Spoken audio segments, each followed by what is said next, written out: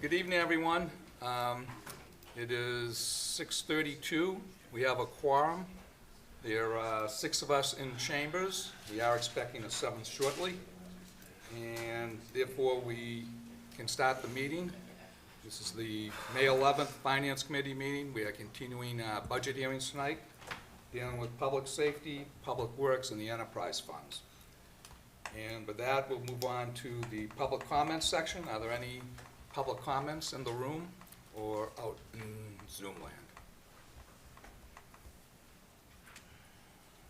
I don't see or hear any, so we'll dispense with that and move on to the next item. And the approval of minutes. There've been none submitted, so we'll move on from that item. And 7th member just arrived. And with that, I guess we move on, Jamie, to continue the budget hearing, starting with the police department. Sure. So through you, Mr. Chair, and through you to the committee, obviously we've got just a few departments tonight. But before we get started, I just want to announce, because we just did a little while ago, the town of Franklin today was awarded a AAA bond rating. Hey, very good. Wow. So the hits just keep on coming. I'm actually maintaining inside an obscene amount of excitement, and I'm trying to keep my composure for Zoom land. But I saying thanks on behalf of the staff, to be honest with you, seems somewhat cheap. I'm lucky enough every day to work with all these folks: Chris, Kerry, Kevin downstairs in the assessing office, Pam in procurement, Karen in HR. All the department heads do a pretty incredible job managing their budgets. But I can't say enough, particularly for our finance director, Chris, who unfortunately isn't here tonight, but and Kerry, Linda, the whole staff, incredible achievement. It's the first time we're aware that the town has ever received a AAA bond rating. The good news is that we've done the hard work to get to the top of the mountain, and now obviously the hard work comes of maintaining that, just like the fire department with the ISO 1 and the police with accreditation and all the other achievements. But it really is, this is about the ultimate organizational team effort that you can possibly think of. There isn't one person that is employed by the town of Franklin or the Franklin Public School District that did not have a role in getting to this. It's a lot of sleepless nights, a lot of tenacity, a lot of thankless work, but couldn't have happened at a better time given what we're seeing around the country with interest rates too. But it's really, I think, we'll get the official bond rating letter and document tomorrow, but just to quickly summarize, what they really told us was some of the defining factors that got us over the hump. It is clear that very strong financial policies that we actually implement, and the savings that we have done over the last several years, in particular, the General Budget Stabilization Fund, the Budget Stabilization Fund, the Open Space Fund, and the fiscal management and execution of those policies and those priorities have clearly were some of the biggest factors in that determination.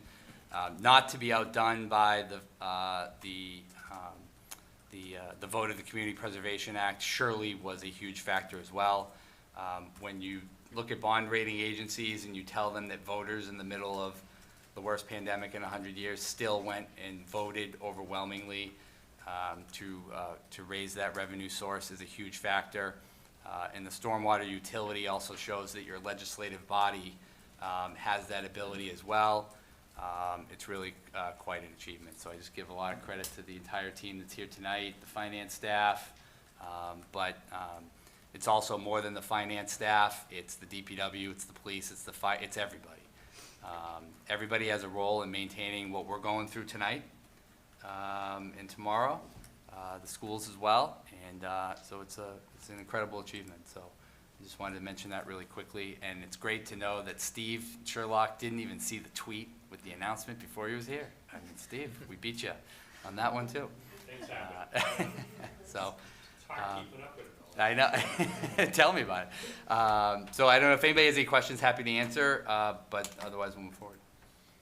In practical terms, what does that mean in rate? Is it a quarter a point, a half, or any, do we know? We don't know.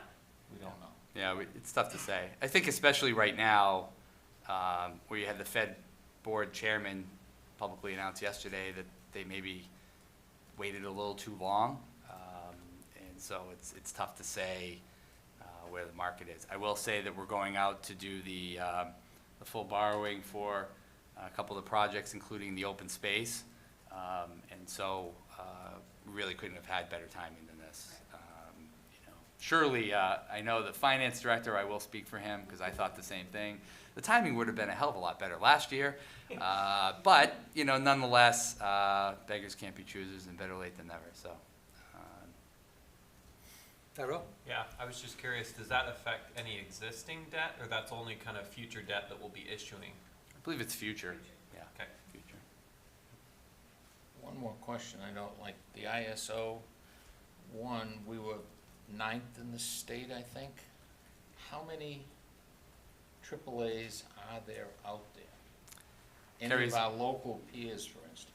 Kerry's gonna dig that up. I think there's two things that Kerry will find out. One, what's the total number, right, of how many communities? And I do expect a fair amount have it. Dover has it, Sherburne has it, Wellesley has it, Newton has it, but I'm serious, Those are if you givens. see where I'm going with this.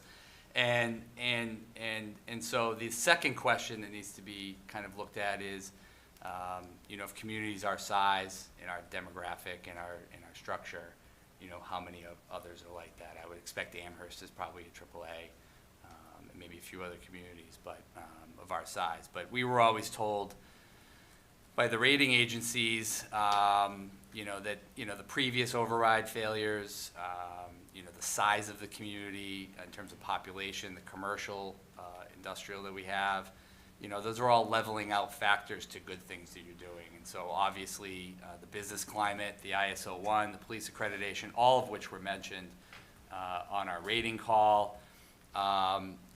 We'd like to believe, and we probably won't be in the document, but I do believe in that the call that we had with the bond rating agencies, they heard all that.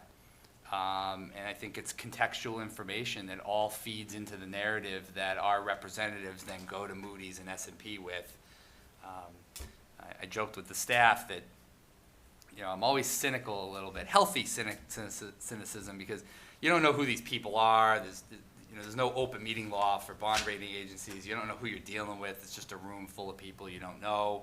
And you feel like sometimes it's just this arbitrary, I don't know, just whatever. And so I do think that all of that additional information and the robust improvement that we've had with particularly commercial industrial certainly all played a huge factor.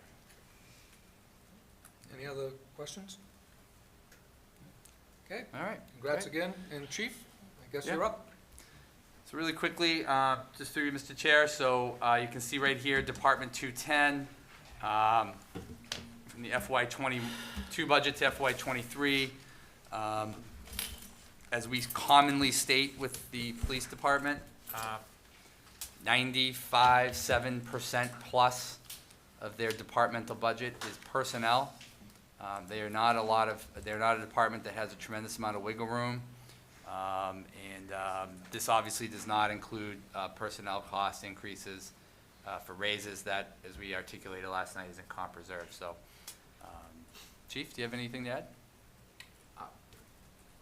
No, nothing other than the fact that, we were asked to provide a little service budget, which is what we did.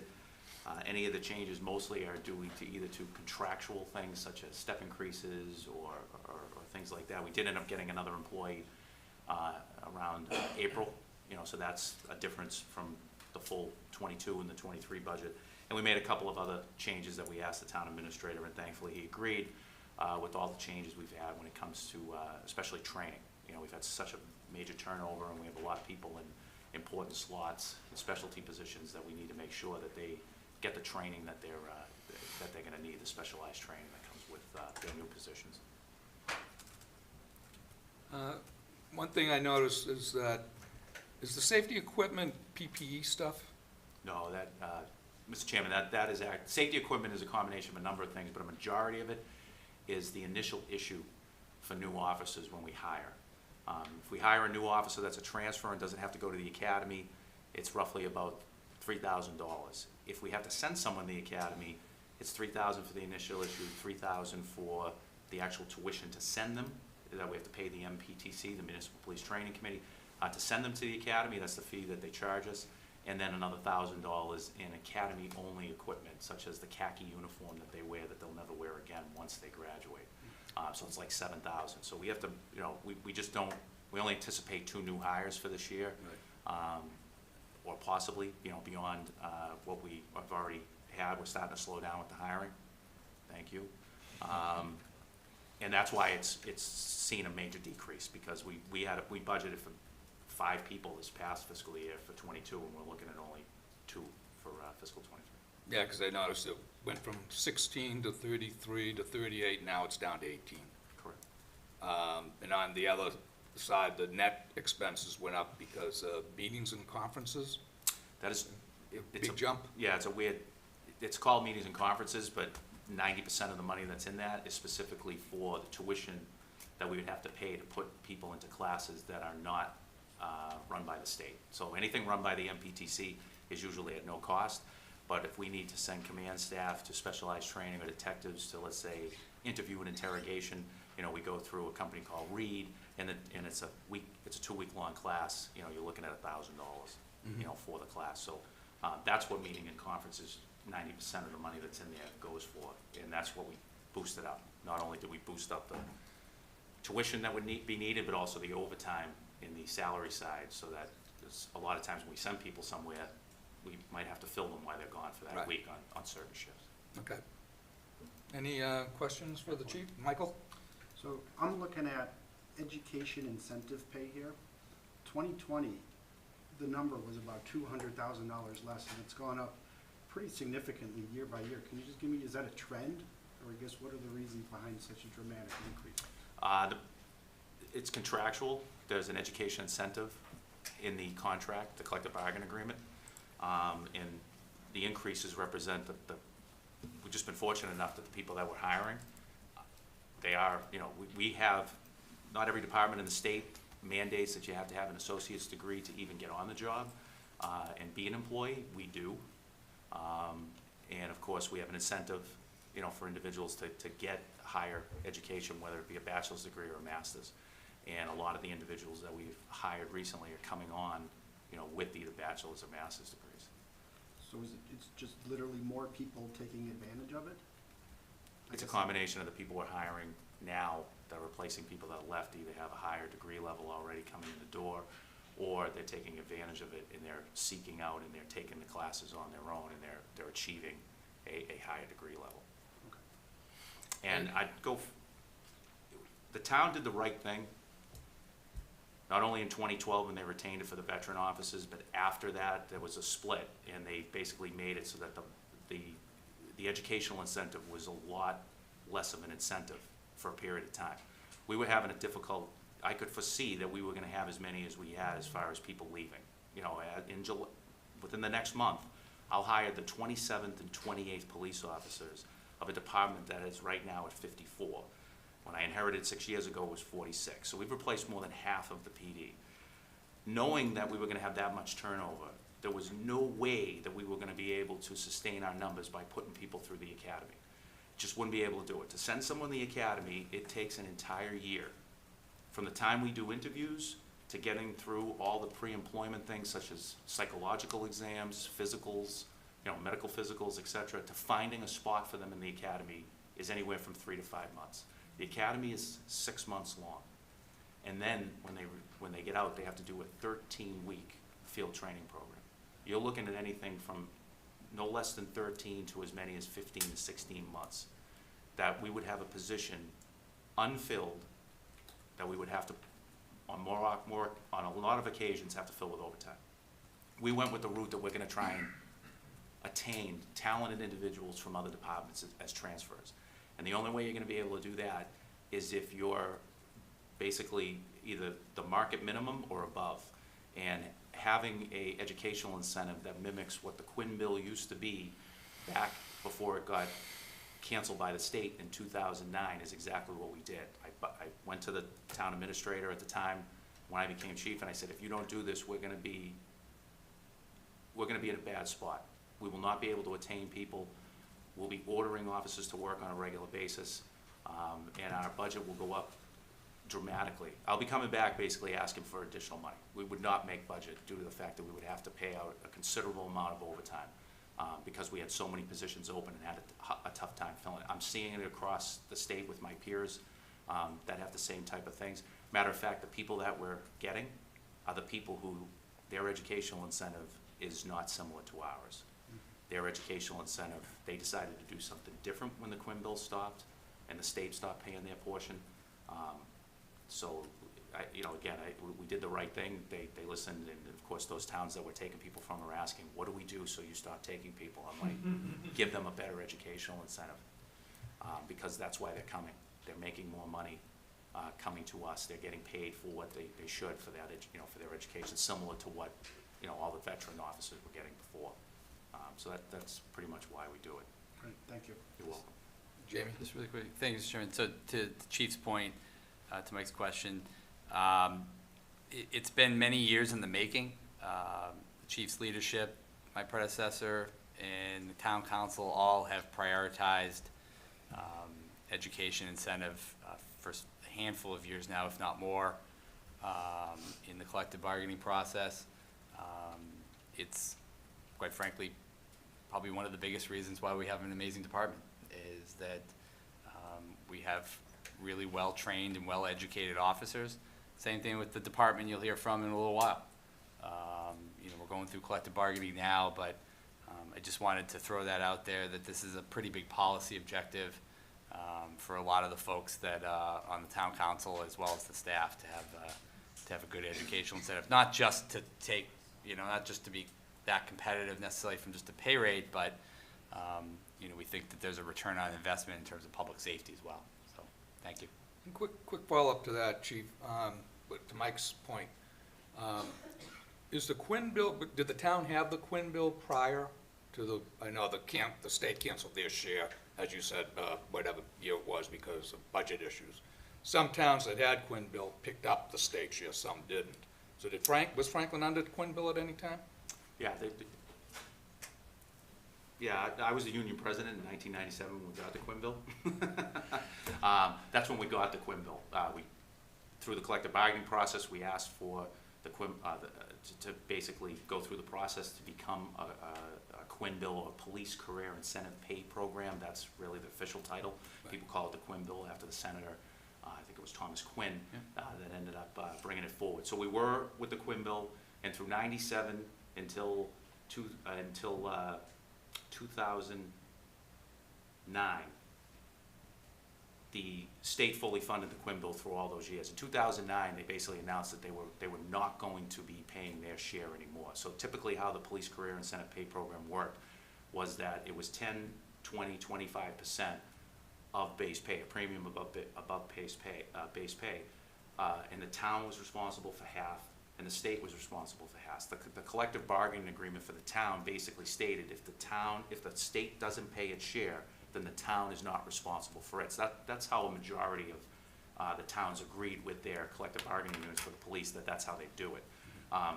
From 2009 till 2012, the town decided to continue to pay the full amount. They took up the state shares. They waited for the SJC to actually rule on whether the language, as it stated, the town is not responsible for the state share, if that was true or not. Took them 3 years to come up with it. That sounded pretty, but yes, the town's not responsible for it. And that's when there was a collective bargaining. Just so happened that collective bargaining for the 2012 through 2015 contract came to fruition, and they grandfathered in all of the veteran officers, but all the new officers that came on, there was still a educational incentive, but it was a lot less. And a number of departments did that, but there was also a number of departments that chose not to do that and continued to grandfather everybody, and then all new employees continued to pay them. And those were the people we were going to be competing with if we were trying to get transfers to come to our department. So a town like Norwood that never ended up giving it up, and everybody got it. An individual would be able, my fear was twofold. One, we wouldn't be able to get people, but number two, anybody we got, or if we were forced to put people through the academy because nobody wanted to transfer over, that they would work for us for a short period of time, and then they would transfer to departments like Norwood and others that were actually giving a similar Quinn-Bill incentive, because they would have got $10,000 for simply showing up to work, you know, over what they were getting with us. And like I said, some of the departments that we've been fortunate enough to get very talented people to apply and then we hire over here are departments that chose to not continue with the 10, 20, and 25%. And those people are leaving because they know that, you know, obviously we're paying, you know, there's other reasons too why usually they're leaving, quality of, you know, life, maybe they live in town, we've been fortunate with that as well. But that's one of the bigger ones. Now, does the town benefit parrot the Quinn-Bill in terms of those percentages for degrees, like 10, 20, 25, or whatever it is? Do we have the same percentage, or do we have a different way of calculating that benefit? I'm sorry. If you have an associate, you get 10% Of your base pay. under Quinn-Bill. Yes. Does Town Franklin give the same, or is it a different It's benefit? not a percent, but over the last 10 years, it is mirrored what the percent is. In the Okay. contract, it's basically a monetary amount, but it does equal 10, 20, 25% Okay. That of was my base pay. question. You know, depending on where you are in the step system and so forth, but that's what it is. Okay. What, Tyrell? How does this affect the retention of the police officers, or the officers on your force, and kind of just keeping these great people that we've been, I guess, investing in? I've only had one person transfer in the last 6 years. Yeah, and So it's not contractual, it's really just, it's a great place to work, and we've been investing in them, and most people reward that with loyalty. Yes, sir, I believe it's a combination of, you pay them well, and at the same time provide them with the, you know, the equipment that they need, you train them, you know, et cetera. I don't think people are just coming here because we pay well. I think they're coming here for a number of different reasons, and it's, you know, when you hire as many as we have, they start to talk to their peers at their PDs, they talk to other people during in-service training when they all get together at the same location. And then they start to, you know, our 4 and 4 shift, you know, 4 on, 4 off, 10-hour shift schedule is not a bad thing either. You know, so all these things combined made it very easy. So when my peers are complaining that they're 11 people short, they're 9 people short in departments that are 30, 35, which is significant. You know, and the morale is basically in the dumps because they're getting ordered. The only way they can get a day off is to call in sick, you know, where normally they wouldn't. Every time they walk in the door, they know they're doing 16 hours because they just have to, because we have a mandate. It's public safety. You can't just not send, you know, the minimum number of people that have to be out there on the street. We don't have that problem. And they ask why, and I say the educational incentive is one reason, the shift schedule, there's a number of different reasons.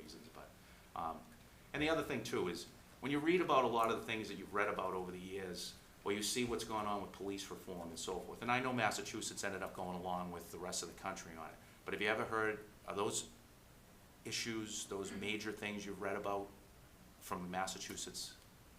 Are they from Massachusetts? Are you reading about similar things that like what occurred with George Floyd and some of the other things that have gone on that have become national news? Then it's not from Massachusetts. And the reason is that a majority of agencies in the state had the Quinn-Bill, continued with the educational, so we have a highly educated police force in this state. And I think it goes a long way as to why we don't have some of those issues that are occurring across the country here in the Commonwealth. Any other? Just a quick question of the 27, I think you said you hired? It will be 28 after we hire the next two Okay. in the next month. 28, how many are actual transfers versus academy? Yeah, 24 out of the 20, 26 out of the 28 are transfer, well, I should say that, out of the 28, Watts. there are 5 individuals that came from the academy. 2 were individuals that we took off the list and sent to the academy. That would be Amanda Ayer and Andressa Rosa. There are 3 individuals that I self-sponsored without a position open at the time that we put them in the academy. Now, a self-sponsored candidate is basically, we don't pay, you know, all I give them is a patch and provide them with a cruiser for the 5 days that they do EVOC, Emergency Vehicle Operations course. They pay for their own academy, they pay for their own ammo, they do not get paid, and they've signed waivers that we're not responsible. But these are young people that used to work for us as dispatchers, or they're from town, that I want to give a leg up, because if you have the academy and a degree, you have a good chance of getting hired somewhere. It just, we got very lucky that at the time we self-sponsored them, and I told them halfway through the academy, you better start putting stuff out, looking for a job, because I don't have something for you. And then all of a sudden, I had an individual decide that they were gonna use a veterans program to go to law school, and they resigned. I had another individual get a job down at the Rentham District Court. And so now I'm calling them up saying, I hope you didn't get a job yet, because you need to come in and interview. And they would come in and interview, and we hired them, and that would be Robert Burchell, that would be Victoria McVicker, Derek Tetrell. You know, so we were very fortunate. So they're academy graduates that never worked anywhere, that we sponsored to go through the academy, that they paid their own way to go through. And again, it was fortunate we were able to get them. Originally, I told them, if I don't have anything for you, you should be able to get a job in a short period of time. And I would do that for, you know, a Franklin resident or something like that that wanted to self-sponsor. We have a few people in the queue right now that are just, you know, they'd love to maybe work here, but they just want to get into law enforcement, and it's a tough profession to get into at this time. To that point, and we discussed this a little bit when we did the deep dive a year ago, you and fire, and the exams you've been holding with the removal of civil service. You get to the point where, and I know it's a time thing, and I guess it's a decision the town has to make, I guess, is, yeah, we're willing to pay somebody a year if they go through all these academies, where you're hiring off the list almost exclusively. And maybe that's a question for Jamie or the council, but now you have in this system that you replaced, and then you have people parade through and take the exams, and then you just take transfers. I mean, wouldn't you like to get to the point where you can rely on the examination process? I'd love to, and like, in the budget narrative that I submitted, I kind of went into that a little bit, where I I read basically that, ended up yeah. explaining that, you know, we're only one over the minimum right now, and we can't really afford.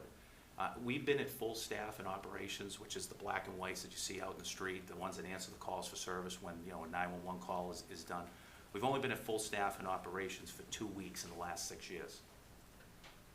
With a combination of people, you know, we have turnover, and people, you know, they retire, and we're looking to fill their jobs. People that are out injured, you know, they're on either IOD or they, you know, were hurt off the job, COVID, you know, a number of different things that have gone on.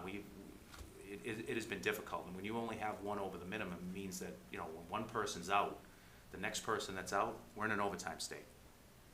We need more police officers. That's basically what it comes down to. The way we're operating right now is not optimum.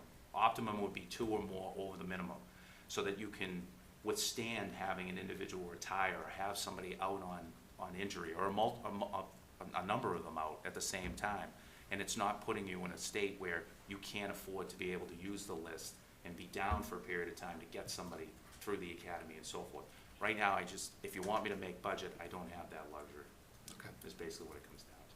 Okay, thank you. Any other questions for the chief? On that point, what's the number that need to be added to get to the state you just said would be best? I need 5 more. 5. 5. And that translates to 59. $500,000. is that the number? Probably depending on who, what, where, you know, I mean, it depends if somebody comes in with years of service, or whether it's an academy person that's fresh out of school. Benefits, I mean, you just add, I mean, really the benefits are the part that drives it up another 30-35%. So yeah, it's right out of the gate. One more thing. A Karnak moment, if you will. What would, if Jamie gave you all the money you needed? He'd retire. That's why I said, what would be the magic number of people we should, you as a professional, a good manager, how many people would it be? Since I figured that would never happen, I haven't really, you know, the 5 more would allow us to, it would do 2 things. One, with the 4-on, 4-off, 10-hour shift schedule, we currently have a shift because of the overlaps and the necessity that starts at 1 a.m. and ends at 11. Anybody think that's a good shift? Wellness factor? No. Then I'm I'm big on wellness. I love the fact that they have 4 on, 4 off. Yeah, you get 4 days off to recoup from that, but 1 to 11 is not good. To get rid of that, to have enough to make it so that there's 2 over the minimum for every hour of the day, some days it would be even more, would be either 4 or 5 additional, 4 additional patrol officers would be able to get us there. The 5th would be to have a 2nd sergeant, because of how young we are right now. I have 7 sergeants because I moved. I got rid of the admin sergeant, put it into operations. I would love to have a 2nd sergeant because, or basically another one, which would bring them from 9 to 10, so that we would have basically 8 in operations that would allow for that overlap, so that there would be an opportunity for that sergeant to, basically that sergeant would be able to help out with the new people and put a little more, focus on them when it comes to training on the job and things like that, paying attention to what they're doing, because, even though we're taking transfers, many of them only have a year or 2 or 3 years on the, experience when we're bringing them on. That would be, I'd be happy with that, because I'm not one to look and, I'm not gonna gouge. And and that's why I'm using a realistic number that I know even now is tough. I've talked, the town administrator knows, where I am on it, but I follow what goes on in town as far as the finances go and so forth, so I get it.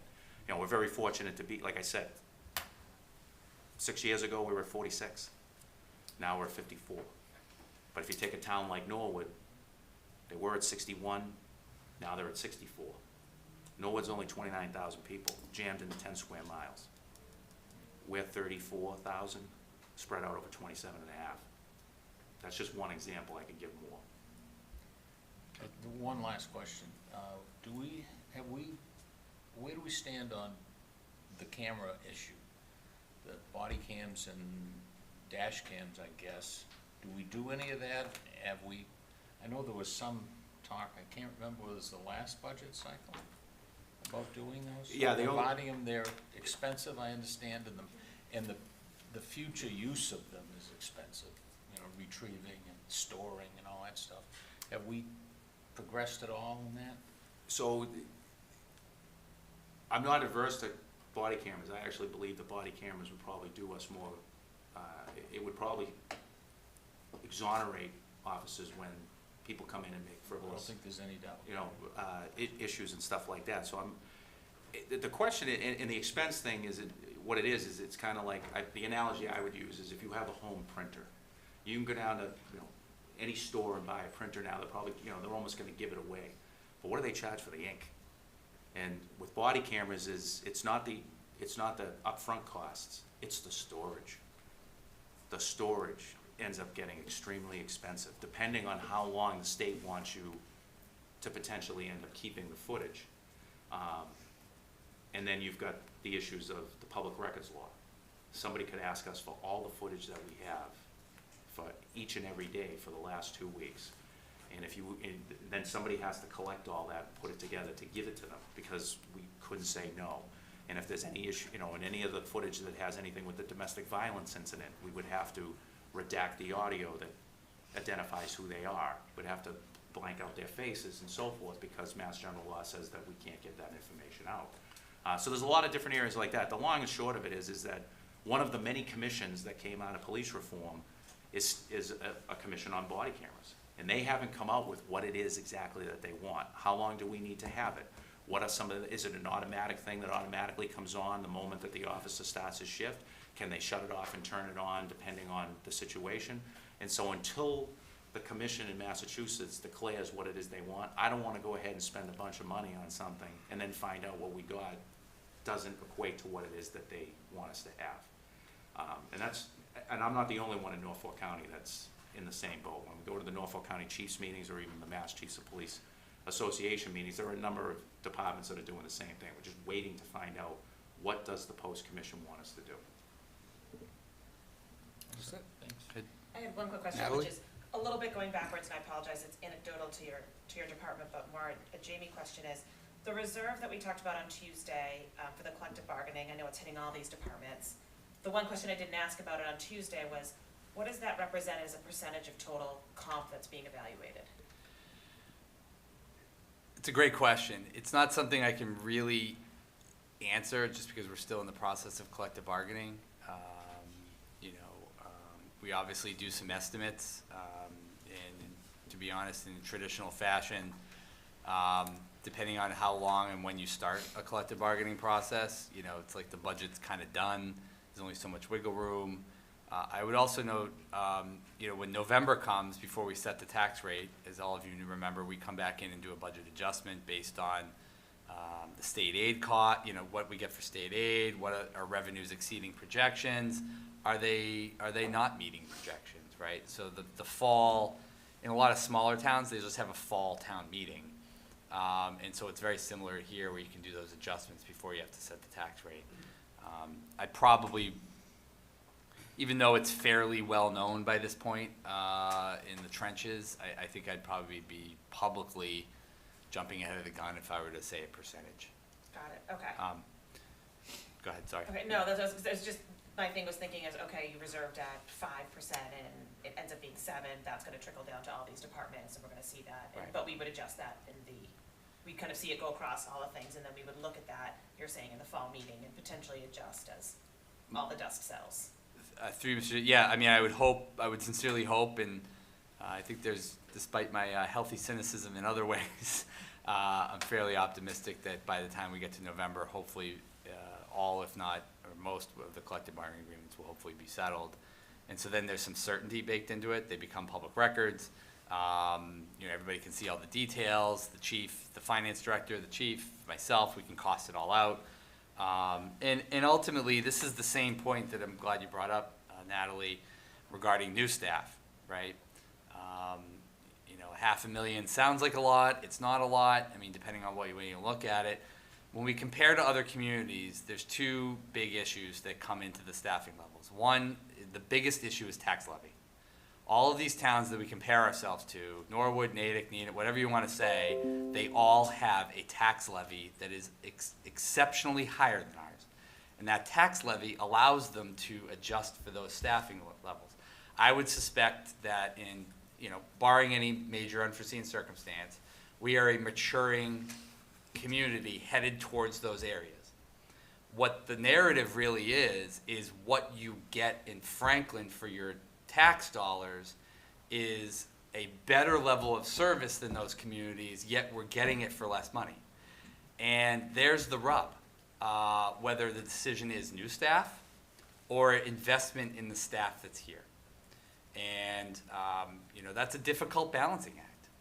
And it's something that I think we've struggled with a lot. I think both chiefs in these cases tonight have pulled a lot of rabbits out of a hat and a lot of magic tricks to make these things work. But I say it because people talk about comparables and staffing. We do, you know, the unions do, the schools do, everybody does. At the end of the day, the tax levy in Franklin is substantially lower than the other communities. And that's why you're seeing, even though the population's the same or similar, their property values in those communities are exceptionally higher, and therefore they pay more money, and therefore they get more people in those departments. And I'd say that across the board. DPW would say the same thing, exactly the same thing. Yep, thanks, Brutus. When he does the comparables, well, you know, we always say, well, there's 90 people in Needham, and you know, and so that's really the biggest issue. And I think from an employee standpoint and a management standpoint, it's always just a very difficult balancing act of when do you invest in new people, right, more people to achieve some of the chief's goals, and yet not also cut out investing in the people that are here doing the job now. I mean, that ultimately at the end of the day, there's where the fence is. That's the line in the sand. Thank you. Any other questions? That's it. Okay, thank you, chief. Thank you. Just wanted to say, you know, congratulations to the town got that bond rating. Yeah. Couldn't come at a better time when we're looking at a new police station. So, Exactly.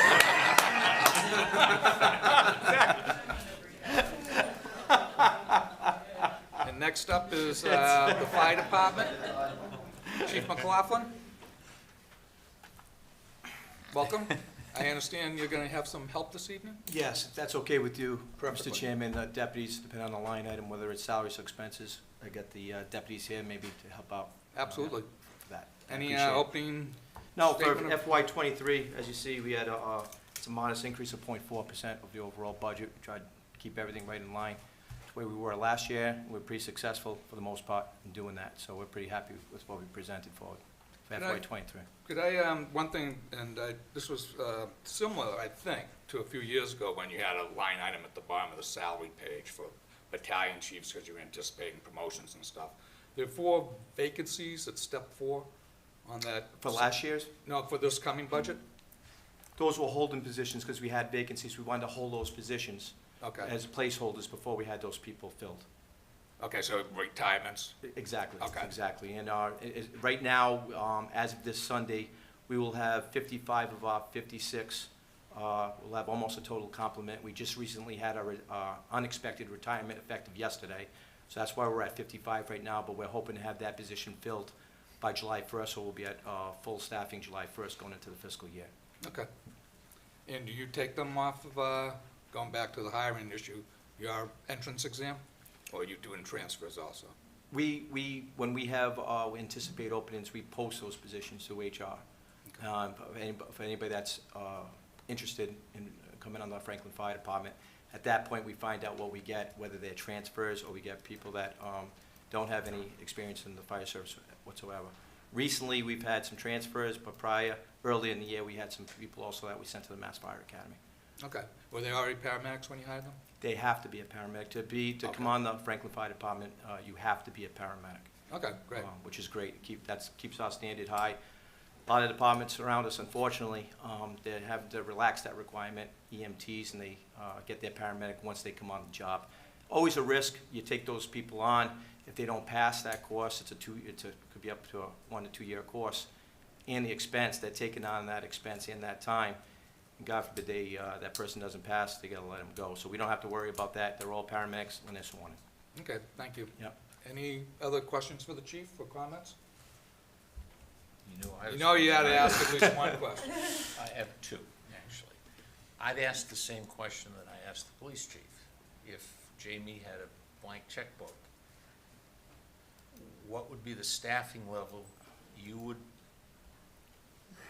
I'll say require or ask for? Where would that be? You say 56 now is the authorized? If that happened, I'd probably have to call one of the ambulances to revive me. If that happened, that'd be the first thing that would happen. But I would say with 2 fire stations, the best scenario would probably be 8 more. And the reason why I say 8 more is that would give us 2 more on each of the 4 groups. As you know, the tower ladder at headquarters is cross-manned with the ambulance. These ambulance calls are going up. And a lot of times, if there's a fire call, that ambulance may be on another call. Both ambulances could be on another call. They could be at Milford, it could be in Boston. Then we have to rely on a recall to man that truck. If that truck can't be manned right away, we reach out to mutual aid to take care of that call. So I guess 8, that way we wouldn't have to cross-man it. There'd always be 2 people assigned to that truck 24/7, 365. That'd be in the perfect world right now with 2 fire stations. Okay. I'll note that if, by my count, there's 20-some-odd buildings in this town of 4 stories. 5 or 6 of them are dormitories, and the rest are primarily apartment houses. I'd hate like hell to have a fire in one of those and have the tower sitting in the station. That would just be almost criminal. Understood. The second thing is, according to the narrative, I think we got mutual aid on the ambulances around 160 times in whatever period it was. I don't know if it's a fiscal year or the actual calendar year. Right. Has Captain Blanchard ever looked at the lost revenue to surrounding communities? Had we been able to recover that, how many people would that translate to? And could that be put into an oddball shift of whatever the busiest times we have, whether it's 8 in the morning to 3 in the afternoon, I have no clue. We do have that data. You do? We Is do. it- And as far as that, we do track that as well. It's tough to gauge the last couple of years with COVID. It really altered the numbers. It'll be interesting to see once we get out of post-COVID what those numbers will look like. I know when I've come in front of this body in the past, We say we're really just not at that point right now, probably for a full-time third ambulance, but what we have instituted recently is, we have minimum manning on each of our 4 groups of 11, but we have 13 assigned to the group. So if we're just implementing now that if all 13 are on duty, we have a second reserve ambulance at headquarters that's fully stocked and ready to go. So if we're at 13, we'll have 3 ambulances in service. So that's gonna give us the ability to take away from relying on mutual aid, and they will cross-man that second reserve. That reserve truck will run third out after the first 2 go out. And we'll have better coverage with the towel by doing that. That's why we'd want them to be the last one to go out after the first 2 ambulance calls go out. So we're starting to go that way to try to provide the town 3 ambulances when we have that manpower at 13. Going into the summer, that's probably not gonna happen a lot, vacations and leave. But when they do have 13, we just had a couple last week, we're able to put that third truck in for that time period. So it's a good, I think it's a good, we're going in the right direction as far as that's go. As the numbers increase with mutual aid, which we do track, we know the times of the day that are most important, that we get most runs. It's all tracked, and yes, we can provide, I don't have that data with me, but we can certainly, we do track that. We got a good guy tracking it.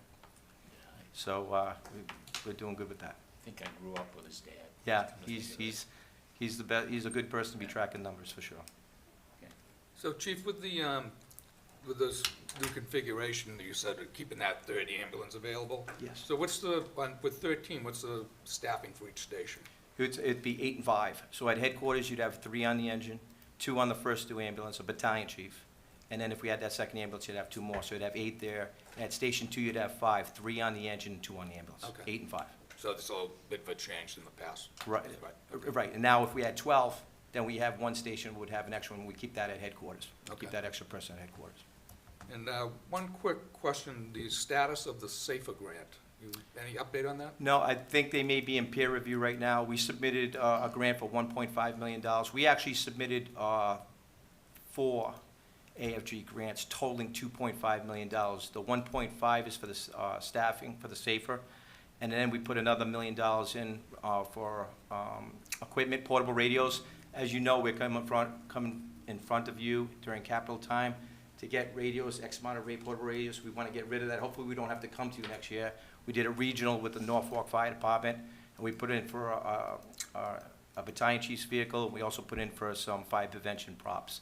So it's all under peer review right now. They're doing it remotely, and we're really hopeful. We tried hard. We did the best. We have a committee, like I've told you before. We have a grant committee comprised of firefighters, and since July of 19, we've brought in over $300,000. We've got $358,000 in, but 50 of that was from the banks. So we're about $308,000 we've brought in through this grant committee since July of 19, so that's pretty good. We're happy about that. We'll continue to be doing that. Excellent. Any other questions for the fire chief? Okay. Sounds like it. Easy night. Easy night. The deputies Take it off just stood. Whew. Thank you, chief.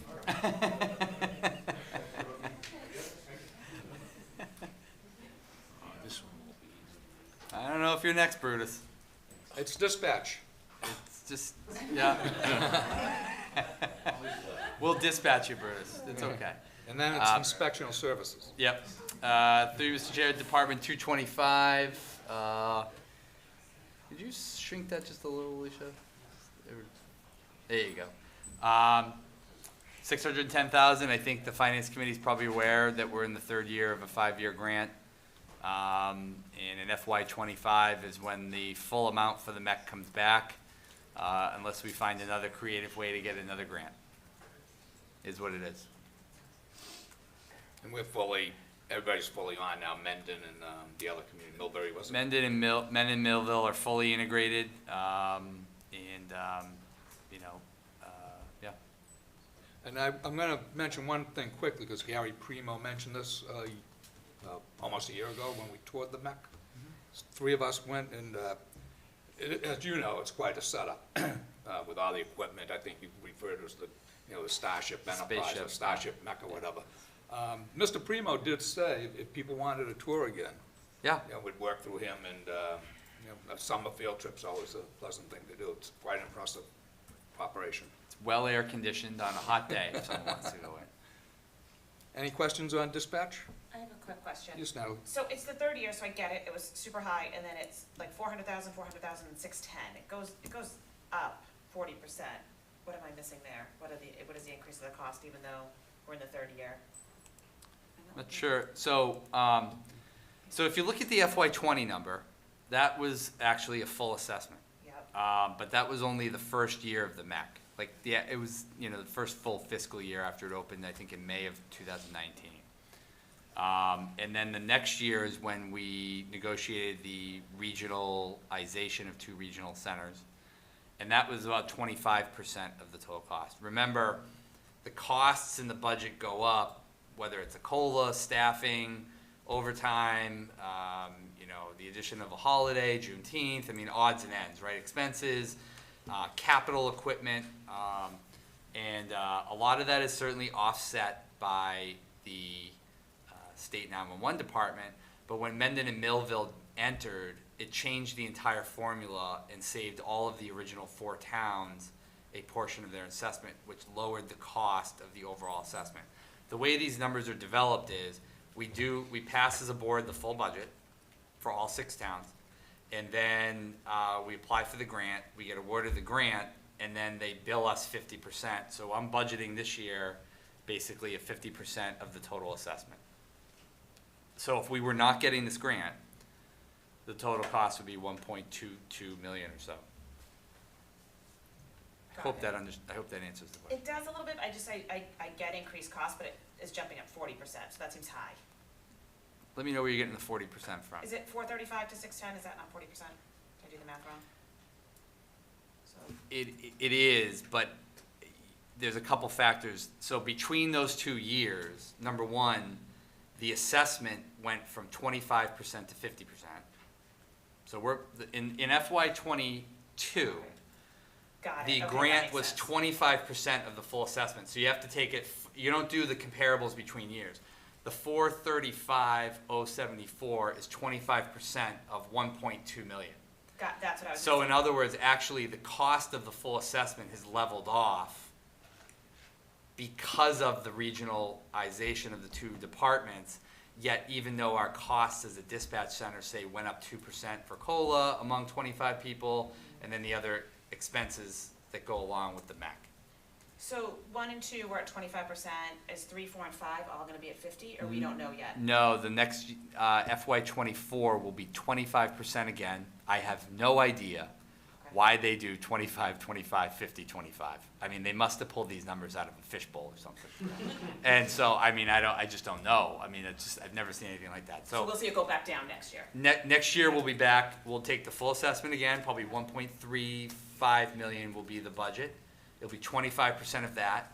And then we estimate by about FY '25, the full assessment, again, pending collective bargaining and a lot of other things, by FY '25, the full assessment will come back on, and it'll probably be 1.4 to 1.5 million Got it. for Franklin. Okay, that makes sense, thank you for clarifying. Mhm. And we have money in a stabilization fund to help absorb that big increase up to the 4%, right? Exactly. In fact, the appropriations from the previous years, we were able to save, and we have just under $1 million in the stabilization account to phase in for FY '25, or maybe FY '26, Sure. depending on the budgets are those years.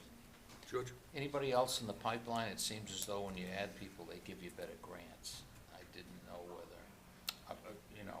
there's still a bunch of town, smaller, like Bellingham and Medway and et cetera. Yeah. Could they be absorbed? Do we have the capacity, number one? We do. We have the capacity for probably another community, and we've talked to them. There's conversations ongoing with a lot of communities. We have a competitor down the street in Semrec. They're looking for, in Foxborough, they're looking for additional communities as well. They have additional capacity, and we'll just have to see what the future holds. Okay. Yeah, but there is additional capacity at this station to be had. Anything else? No. Inspectional services is up next. Gus.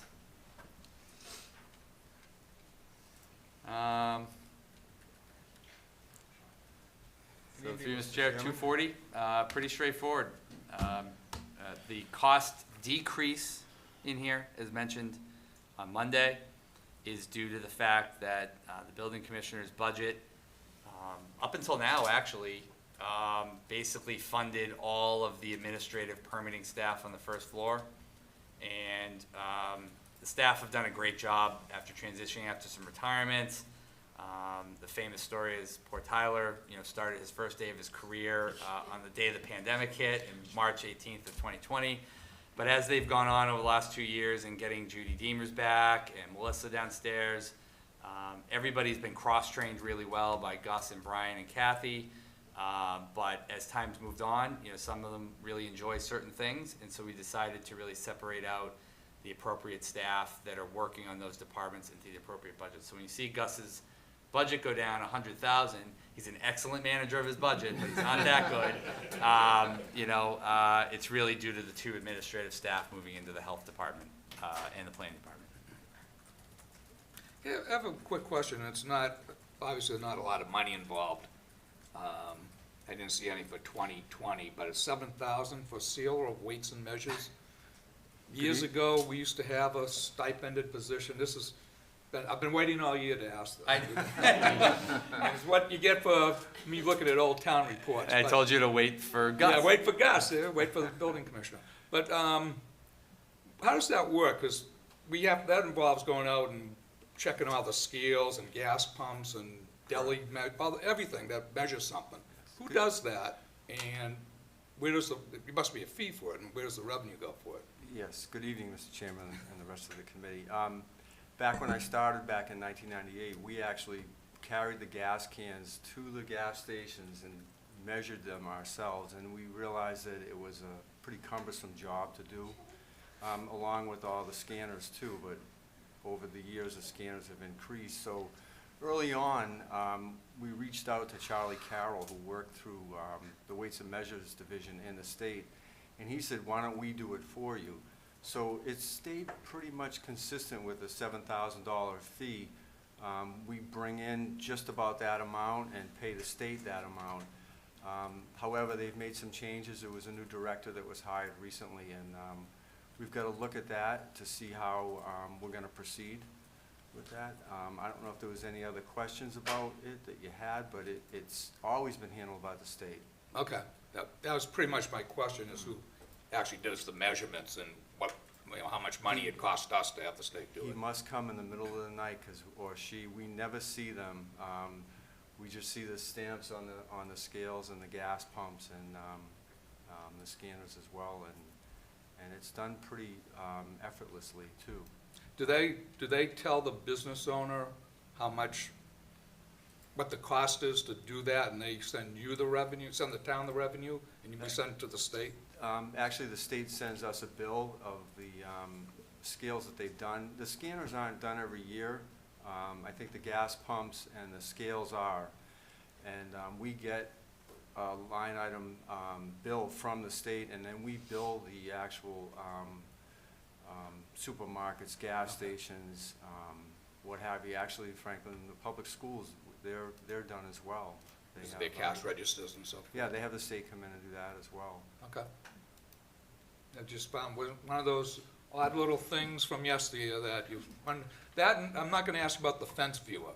George was gonna ask about the fence viewer, but. Why not? Who is the fence viewer? I am.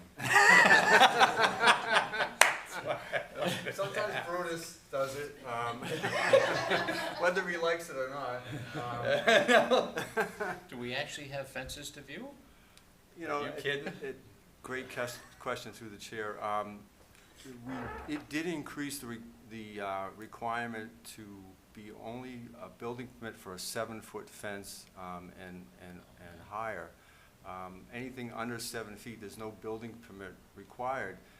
But it's mostly, and because sometimes they consider that 7-foot fence to be a spike fence.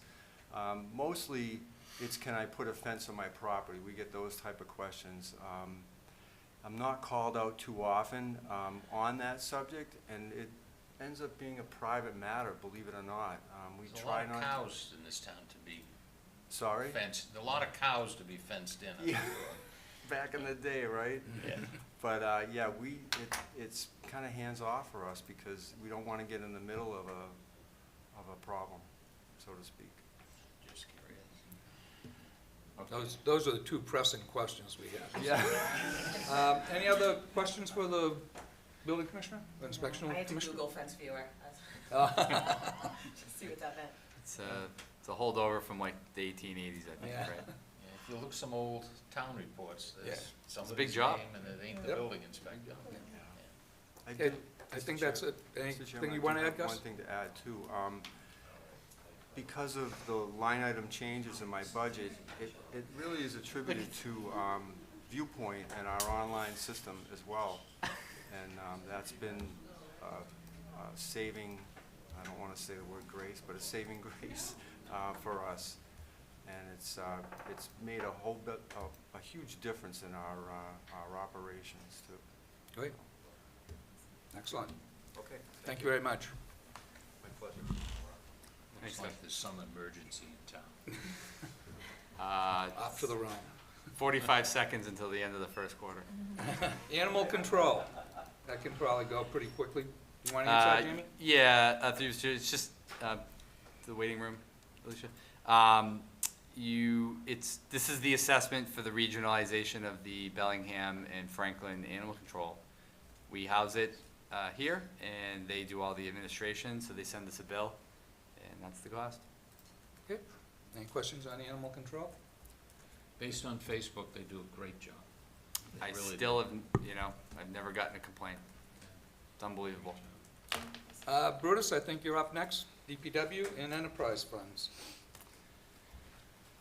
Let's see, account 422.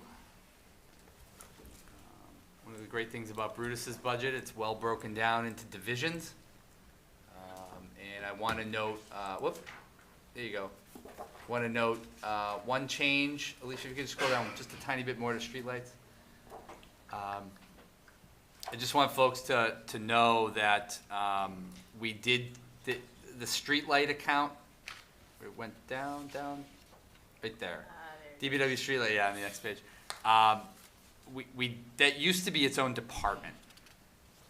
And so that is one of the biggest changes this year. We have added in the streetlight account within the DPW, so it's not its own department. And one of the reasons why is the cost has gone down by more than 50% because of the LED streetlight conversion. We're really realizing the savings through that, and so we merged that into the full DPW. Right. And then the other two big points.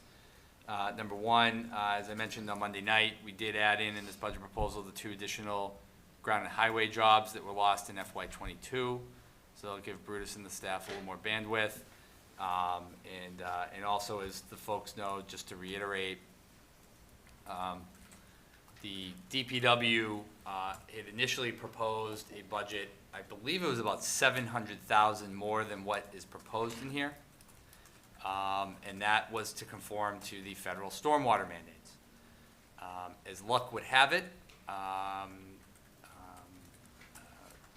as the federal stimulus money came down for ARPA, and the council enacted recently, after many years of community engagement, the stormwater utility, which will begin on people's bills July 1st of 2023. It will take that long for us to set up the utility account and deal with the behind-the-scenes munis work. But that federal stimulus money is allowing us to be able to fulfill a lot of the requirements of the permit for this fiscal year with not having to compromise other services. If that money was not here, Brutus and I and a lot of others would have a lot of other bigger decisions to make.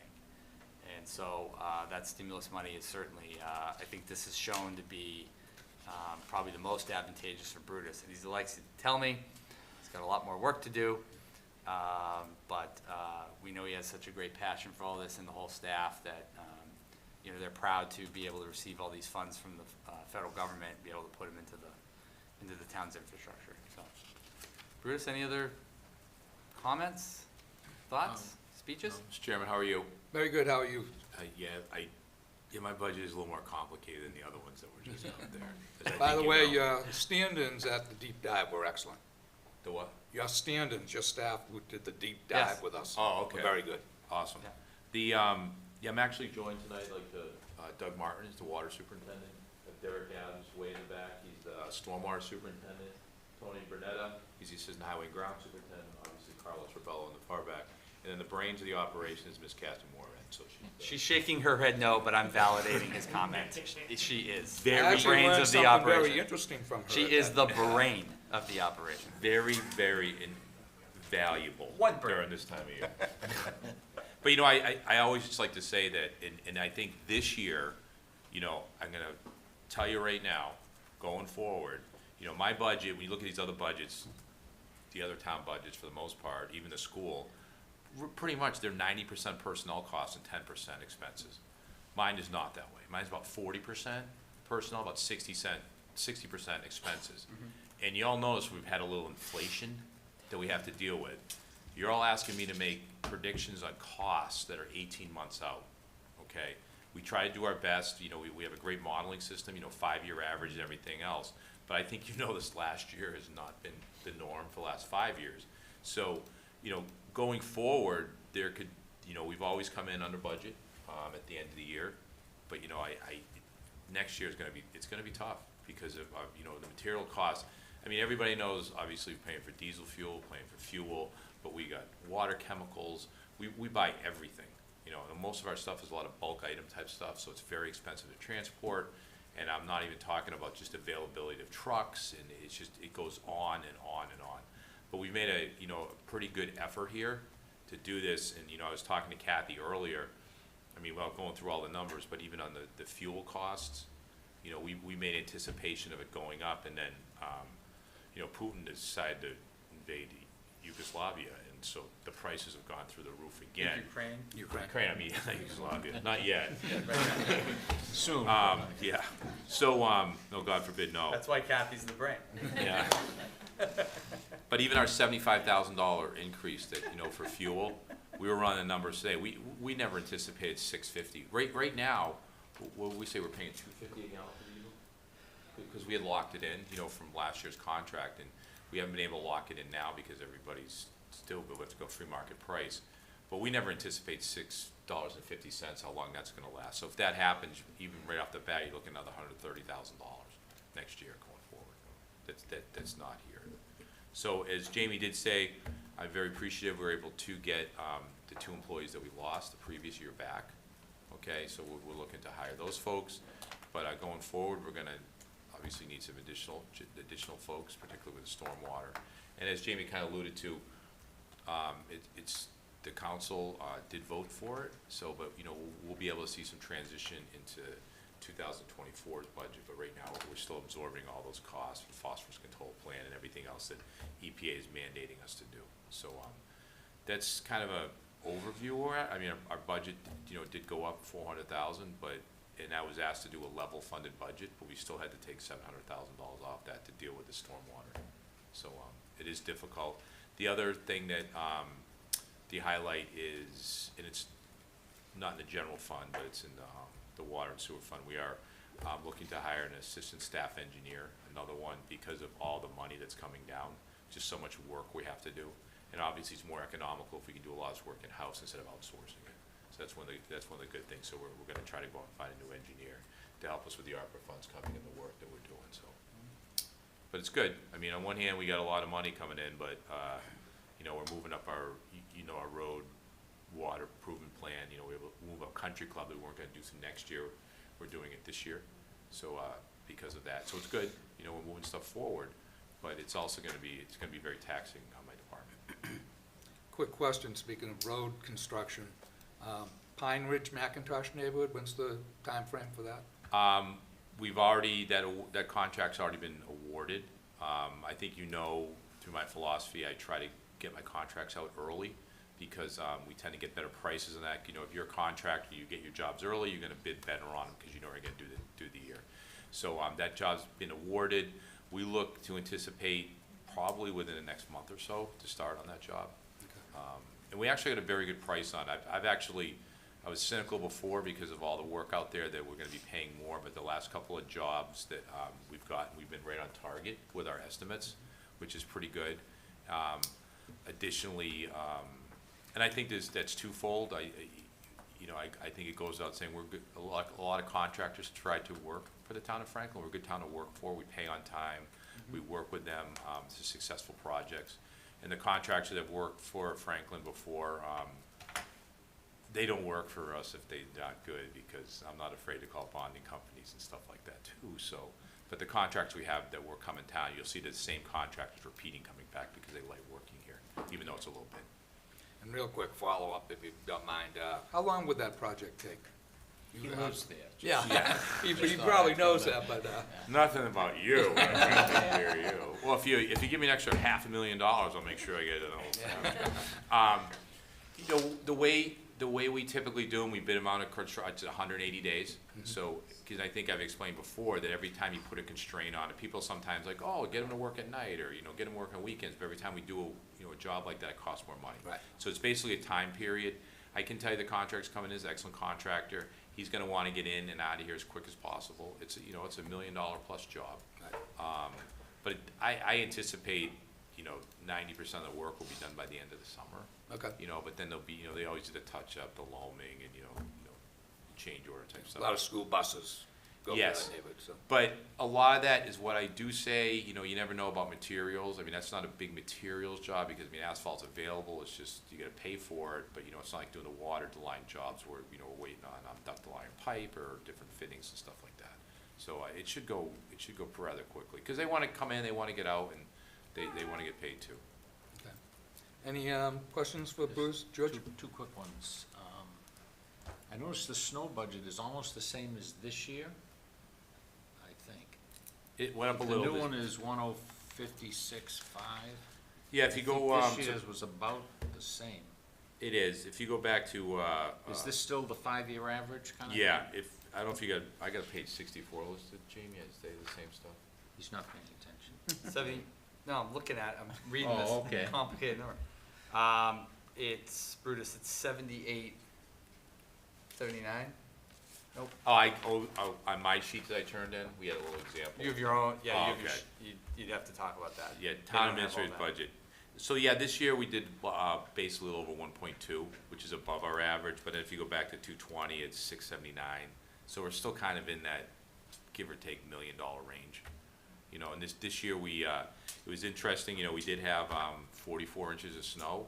We were a little, less than what we say is our average, but I think, as you know, the storms what the guys loved was, and the managers hate, that they were all on weekends, because they're all getting paid, we're not. And they were long duration snows, and then we had to do a lot of salting operations. I think I told you before, our salt prices, or I put it out there, the year before they were $45 a ton, give or take, and they went up to $65, so that just increase was big. But yeah, we're kind of keeping Did about we that. buy salt already this year in anticipation of next? Our salt domes are full. I started that practice when I first got here, because when I first got here, they were empty, and we started off the snow season at deficit, so the first year I was here, we took the hit, so when we end off the springtime, our domes are full for the following year, and every year salt has gone down through the years, I can't lie, sometimes we paid more, but typically it does go up. And the other question is the weed guy back? The weed guy? Yeah. No No? weed guy. That was one of the ones I had to cut last year, because of the stormwater, that's about $60-something thousand a year. So we don't spray the roadsides. It was noticeable that he wasn't here. That's just personal opinion. It was, it's a double-edged sword for me, because on one hand, it is noticeable and it does keep the town looking clean. A lot of folks in some businesses will take care of in front of it, but the one I always think of is Pond Street, the section of Pond Street over there, the weeds would grow up, or sections of Lincoln Street, the weeds grow up, they're very, very noticeable. But there's also, there's a lot of good arguments out there too. It's, pesticide management. I mean, we're putting on Roundup and, for pollination of bees and stuff like that. Some things have shown. So, it kind of, it's always one of those balancing acts. I understand both sides, but ultimately it came down to money. You know, $60,000, and you know, $60,000, that's a DPW employee at the end of the day. So I'd rather have a DPW employee down there taking care of Delcart and fixing other things, so whatever it might We be. need a high-class weed whacker that. Yeah. Community service. Any questions for Brutus? Mr. Helen? I have a question for Bruce. No, I'm just kidding. I will say on the notice, somewhat on the area that you were touching upon, George, last summer, sometimes the weeds grow faster than we can keep up with them, whether we have people or stuff like that. Last year was a very wet summer, and there was a lot of overgrowth throughout all of the community. And that did lead to us investing a small amount of money, which has been asked by several individuals, including the council, but also others in town, to try to, as Brutus pointed out, try to maintain some of the trails. We have not gotten into master planning out the Maple Hill property yet in terms of what that might look like and trails, but we're trying to make a small investment in that now, anticipating hopefully in the future, as Maple Hill becomes more defined about what the use will be, where the parking might be, and the trails. You know, we are gonna try to work on, one of the things I know Carlos is gonna work on, is trying to develop a volunteer corps. I've worked in a lot of state parks, and I worked for the State Parks Agency for many years, and they have these things called friends groups, and they're extraordinarily effective. And one of the things that Carlos and others have said to me is, why does this always have to be me? And it's true. And it really is true. I mean, I've seen some active communities out there, the rail trail systems in Acton, the Bruce Freeman Trail, all these systems have these extensive volunteer and friends groups. And so I hope with the addition of Tony, to the staff and others, they can try to engage the community with a Friends of the Delcart property or something of that sort, to try to share a little bit of the maintenance of the trails, which last year really were obscenely overgrown. And it's just something where it just feels like we're the only ones trying to take care of it. And we know that a lot of citizens are willing to help. And so we hope over this fiscal year we can try to get some of those initiatives going as well. Thank And I would like to add that, you know, I could say 3 success stories in Franklin about what Jamie's talking about. First would be the dog park. You know, we did put that up, and a group of people came forward, and they basically said, you know, we're gonna take care of it. And we help, you know, we drop mulch off and do stuff like that. And there was one time, 6 years ago, the dog poop wasn't getting picked up. I locked the gate. That lasted 3 days, and then everybody came back and fixed it. The same thing would be the vegetable garden up at King Street. You know, we built that, established that, Yeah. but you know, it's all self-maintenance right now. We don't get involved in that. And the other one would be the Frisbee disc golf course. That if you know, we built that, the town invested money in that. It's you know, it's popular to a lot of folks, but I can tell you, we really don't go out and do work out there. You know, that's their responsibility, and they take care of it. And it's you know, part of me on the users. I have to, you know, just the other day, as Jamie said, you know, the Conservation Commission said, hey, can you do this? I'm like, no, I can't take care of what we have now. So I have to say no to certain things. But we are looking at it, and we're looking at different ways to try to get things done. Okay, great. Anything else? We spend more time on the sale of weights and measures than the DPW budget. But you still have enterprise funds. Yes, we do. Next item up.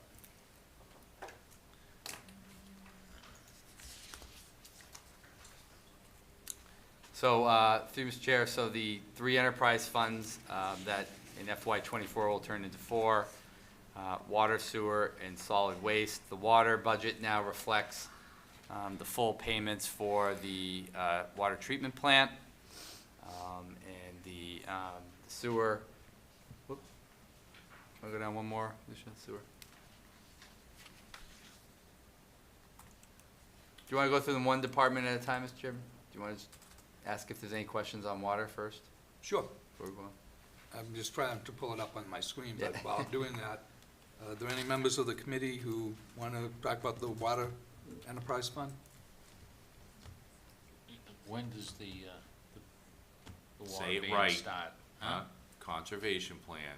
I'm sorry. When does the Not the conservation ban. plan begin? Um, Soon, I assume? Memorial Day, just after Memorial Day weekend. Once again, most communities have to go into their conservation plan or water ban, as they call them. Typically, they have to start the 1st of May and have to go through the end of September. But because of, we have the 1-day-a-week watering ban, that we have like a very unique permit within the state. So we actually get a little more leeway, so we can start in May, and then basically Labor Day we go through. Oh, yeah, thank goodness. We just found out we had a level 1 drought. It's Doug Martin. Through you, Chair. Yes. So we just found out that we're under a level 1 drought right now.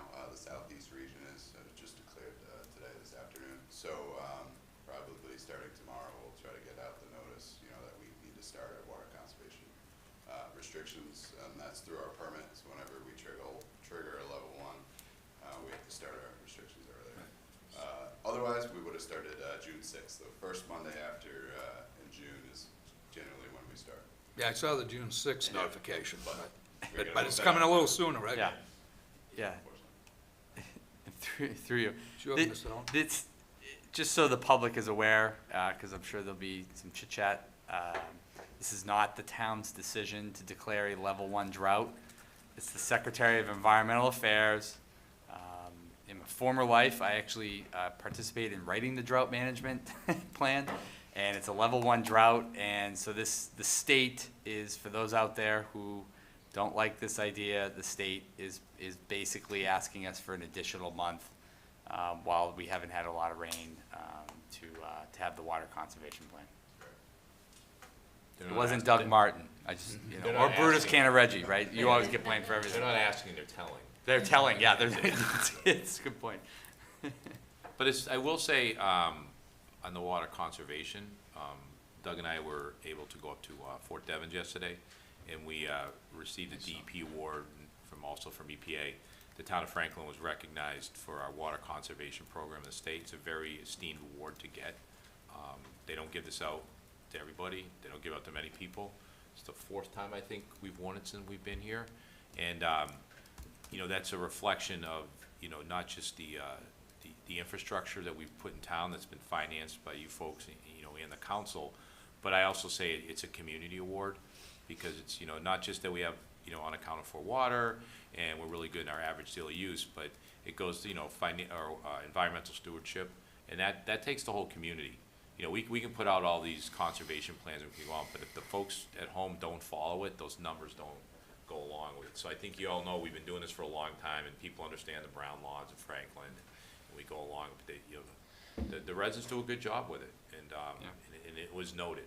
So it's a pretty cool thing, and we were pretty proud to get that. So Great, excellent. Any more questions or comments on water? Next division?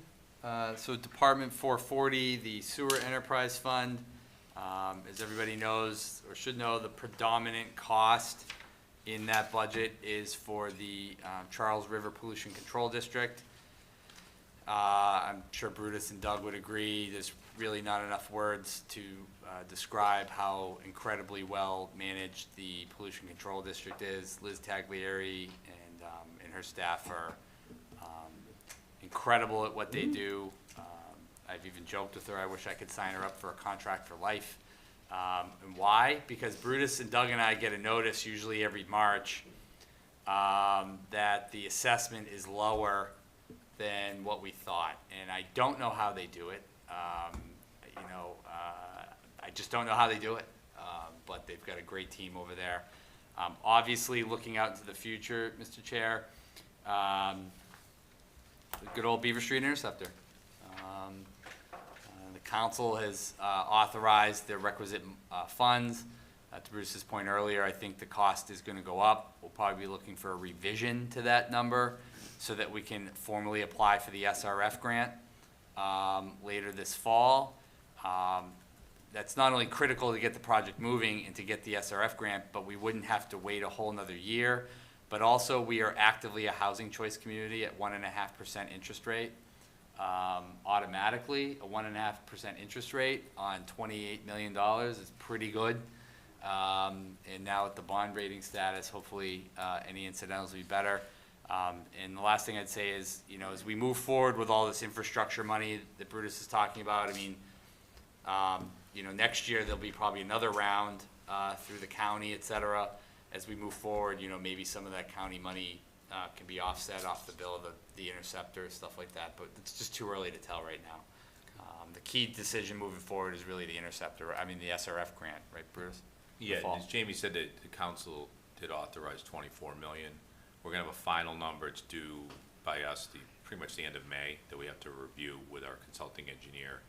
And we're anticipating, just because we've been working on those numbers, it's gonna go up, hopefully not too much, but then we have to present that to the councils too, because we have to, before we go to the SRF, the council has to make the appropriation that they're gonna back it up before we can do it. But as Jamie said, it's very timely to get it in there on time. Timely on time. But, I think a better way to say that. But, yeah, that's a pretty big project. Biggest one Franklin's ever done, infrastructure-wise, by far. Yeah. George? If I remember correctly, a long time ago, when was Charles River established? Early 80s? Yeah, I think it was 1986. It's finished. Sounds about right. Yeah. Yeah. They just did the we own 90 retrofit, what, 5 years ago, Brutus, the retrofit? Yeah. 5 years ago? We own 90% of the capacity and Medway 10 originally? Is that? pretty The much. reason I ask is I stumbled on looking through Facebook the other night, Medway Selectmen, and that was a discussion that they were waiting for additional capacity from us. I Yes. only heard a little bit of the conversation. Is it still 90-10? Because I know Bellingham has some, and Millis, I think. Millis has some. Yeah, so what, It's- is there a capacity to be able to sell it off and? for It's a even- tra- I it's don't a- know, do you sell it? Well, we for have, the cost? we have sold it, the capacity. It was 90-10. Right now, it's, I think we still own 76%, give or take. Our biggest outlook is we never have to use that much, but we also be very you know, because just efficiencies and the way things have changed. But we also have to look out for the town of Franklin, because I'll tell you what, you know, that plant's designed, EPA is not allowing the plants to do any more volume or capacity, so it's very limited. So we want to make sure we constantly do a study and balance of where we're at. So yeah, some has been sold to Medway, some has been sold to Bellingham, and some has been sold to Millis. Medway's been actively seeking some more capacity, and that's one of the reasons why actually our costs have gone down, because it's a percentage wise, but they also track the volumes that come in, not just the liquids but the heavies. So Medway and Millis particularly, they have not done very well with what's going on. So they're actually, their costs have gone way up, or per gallon, whereas I've gone way down. I mean, like, once again, I can document over the last 15 years, we've reduced the amount of volume going to the Charles River watershed by tightening up our system almost 600,000 gallons a day, which is huge. So if you don't send it there, it ain't treated, you don't have to pay for it. You follow me? So, and a lot of that was clear water because our pipes were leaking, it was acting as a drain pipe. So that does help. But yes, they are looking, because Medway is at their limit. They're actually, they're getting to a point politically, they've actually started tightening up their system. But Liz is gonna be in the position that if permits come forward, she's gonna say, no, you don't have the capacity. And Translation, essentially, they won't be able to build anything else. yeah, and how you think that goes over politically if you're a Medway selectman? Oh gee, I just got this nice factory to want to come to town and pay taxes. You know what, we don't have sewer. That does not go over Yeah. well. So they got two options, they tighten their system up or talk to us. I mean, the I&I is probably the biggest deal. Yep. They just simply have to do a lot more. They are investing in a new water treatment plant. I believe it's been delayed. I can't remember the status of it due to the pandemic. But, on the same end, we are neighbors. We are in this together. This isn't a hostage crisis. We did receive a letter from DEP, the entire district, a year ago. And kind of on their own, DEP sent a letter saying, that's it. For the whole district. What you got is what you got. You should not expect another drop of capacity authorized under the law. Really, they didn't even give a timeline, so we took it as in perpetuity. And so they're gonna have to make some decisions over there for sure.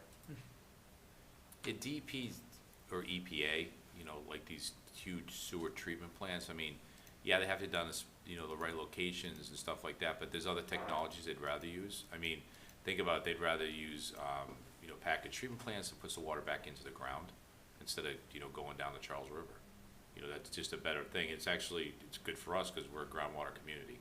So they like to keep the water, the environmental groups don't like that the sewer or water from Franklin goes down the Charles River and to Boston Harbor. They'd rather they keep it up here. So that's overall the way EPA looks at things. So if you said that, oh, gee, you want to, increase the capacity of our plant by 2 million gallons a day, the environmental groups are going to say no to that. They do not want that. But that's politically can always change. Anything else on sewer? Nope. The stormwater budget, solid waste budget? Not Yep. stormwater, I'm sorry, solid Yep. waste? Through the chairs to the solid waste department 434. As you can see, again, the main expense line item in there is really curbside pickup and recycling, nominal amount of personnel services. Overall, we're looking at a slightly lower budget than last year. This is again, to Brutus's point earlier, most departments are all in-house personnel. Here's a market-based service that is very difficult to predict. And given where we were, 3 years ago, Brutus, I think, maybe with the China issue, all things being said, somehow the budget has kind of worked itself out, despite the huge ebbs and flows in the trash market as well as the recycling markets. Is there a way to split that out, Jamie? I think in the past you were able to do it, between the recycling portion and the trash collection portion, that 2,467,000? They're different numbers. Oh, you're looking at, Bruce, do you know the percentage of each? Yeah, hold on a second. I think if you look at the expense line item, you see one's contracted services, which is waste management. Did they get both of those line items, Brutus? I think they do. Yeah, but we have it broken out. There's a contracted services and another contracted services. Right. Those are the two that break out. Where's Derek's that? gonna crush us all. He's gonna explain it right now. You got the sheet? Okay. I know I got it somewhere. About $600,000 for Wheelabrator. That's Wheelabrator. That's right. I'm sorry, what was that? Approximately $600,000 for Wheelabrator, which is our incineration for our trash. Okay. And $190,000 for our Recycle America. And it's important to note the recycling, as Jamie alluded to, when we stopped doing they stopped taking the commingles basically in China because of contamination. Our prices started to creep up. There's a time we were actually getting paid for recycling, and then it started to creep up, and then actually COVID hit, and it actually went way up because a lot of industrial stuff stopped. But we're actually doing better now. We're not making money on it again, but we're not paying $35 a ton to get rid of it. There was a time, it was almost up over 60, and I think I told you that communities up in New Hampshire, because they're not regulated like we are, we have to recycle, that's required by the state. But New Hampshire, there was a community that was doing commingled like we were. It was cheaper for them to burn it than to recycle it, because that's how high the costs had gone. But that has since changed, and it's come down a lot. I'm not gonna say we're making, yeah, we've been doing pretty good, which you'll hear about the next time, once we get our final numbers in for this year. We're looking at, when we adjust our curbside collection fees, because that's, hopefully we had to raise it the last couple of years, but we might be able to lower it this year, I don't know. But we'll crunch all those numbers in the fall.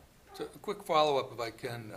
So Wheelabrator, the cost you quoted was for the Wheelabrator contract? Correct. So about 900,000 total, about 200 for recycling and the 688 for trash, is that how that works? Trash just goes to Wheelabrator.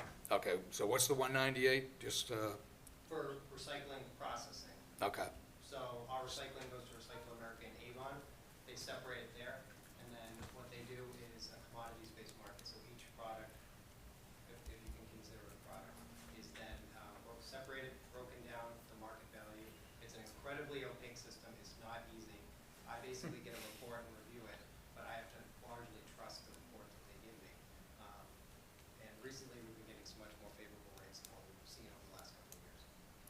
So the expense line item, which is what I originally focused on, of the 2.4, and I see it broken out here, other contractual, contracted services, printing and so forth.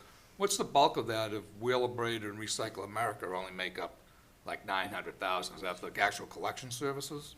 No, The that's trucks? just, that's just to get rid of it. The collection is two something? Hauling, Yeah. Go top hauling of is it. about 200,000. Yeah. Oh, sorry, no. 2 million, Yeah, 2 million, sorry. 2 million. Right, that was my question, so that's actually picking the stuff up. That's actually the labor of picking it up and hauling it to those places. So that's the bulk of it then, and then Oh, yes. Wheelabrator's about 700,000 to burn it.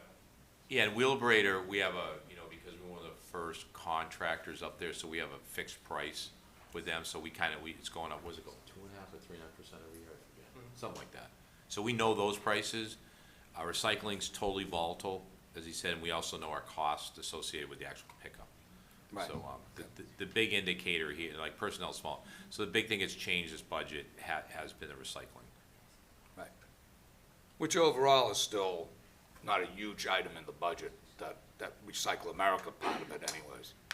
It's not, but if you look at it, we pretty much have, what do we have, like 9,600? Customers? Yeah. 9,600.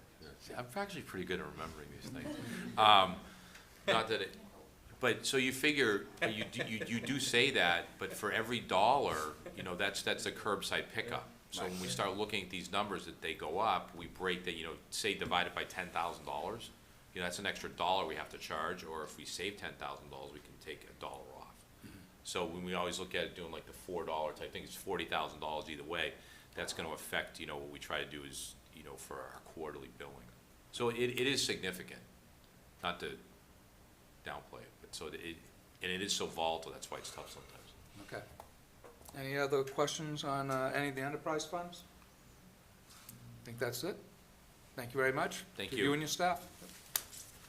The next item is future agenda items. Does anybody have anything other than what we talked about Tuesday evening? Great job. One. I think I sent everybody the podcast that Steve did with Kerry and Chris Sandini, who's online tonight. I'd like to do the podcast here at some point. That was as informative as it gets, and I told them. It was, having been in the banking world and actually had a municipal officer working for me, I didn't know a lot of the stuff they talked about. So I think that, I can't remember whether we've done it. Have we done? We've done, we had Chris and Carrie in for debt and borrowing practices mostly, so we did have them in maybe a year ago, I think. Yeah. Just one more time. So, yeah, I was gonna make a recommendation, I'll save it for, maybe the June meeting, that we set all those department deep dives up on like an every 2 or 3 year basis. Yep. Because there's been enough turnover, you know, 5 of us are in the first term, 5 school committee members are brand new, there's new counselors too, so. Is it something we said? They wanna get the second half. It just, yeah, they, 54-49 halftime, just a quick update. 47. We can have them back in, or we could just put on the agenda Steve Sherlock's podcast and hit play, put the If you mic on haven't it. listened to it, it was very, very well done. Okay. Very well done. Any other future agenda items? If not, I'll entertain a motion to adjourn. So moved. Second. Motion's been made and seconded. We do not need a roll call for this. All in favor, signify by saying aye. Aye. Opposed? The ayes have it. Good night, everybody. Thank you very much.